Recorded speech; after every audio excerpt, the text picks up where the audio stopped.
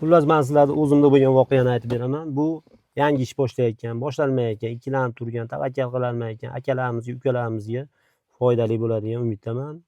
Ko'p ishlar qilganmiz, tavakkallar qilganmiz, qarzga kirib, minusga kirib, ishlab o'xshamasdan, nasrinalar yo'q, piyada qolib turgan paytimiz ish bilan yo'li bo'yida turganimda bitta Tiko kelib to'xtadi.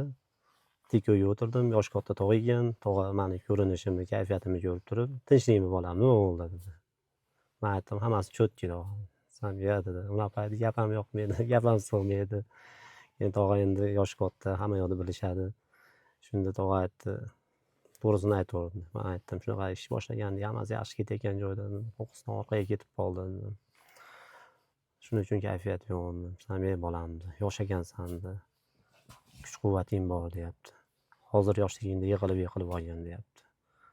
"Sani" deyapti, "tajribali, kuchli qiladi" deyapti. "To'g'ri xulosani chiqarasan" deyapti. "Yana harakating qilib, yo'qotgan narsalaringni qayta joyiga o'rtoq bilan tiklab olasan" deyapti. Mana men deyapti, ishim zo'r bo'lgan, boshqa bo'lgan, yoshligimda hech qanaqa qoqilmaganman ham, yiqilmaganman ham deyapti. Mana qariganimda deyapti, 65 ga qarab ketyapman deyapti. Yiqildim deyapti, qarzga kirdim deyapti. Mana shu Tikoyim ham deyapti, arenda deyapti.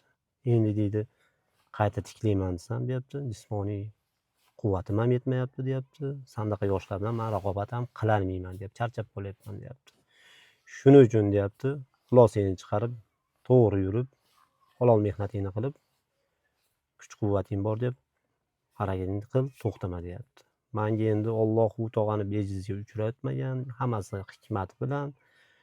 U tog'a menga o'sha tushkunlikka tushgan paytimda ashi gapi menga katta kuch-quvvat bo'lgan. Hozirgi kunda motivatsiya bo'lgan.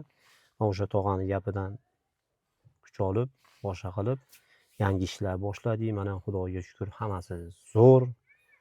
Hamma yo'qotganlarimizni Xudo xolasa tiklayapmiz, tikladik ham xullas o'rtoq bilan. Harakatdan to'xtaganimiz yo'q. Shuning uchun ikkilanib turgan akalarimiz, ukalarimiz Allohga tavakkal qilinglar, bismillohda aytib ishni boshlanglar. Albatta natijasi bilan Alloh o'zi yo'lini ko'rsatib qo'yadi. Hammamiz omadimiz bersin. Hammamiz saxiy boy insonlardan qilsin.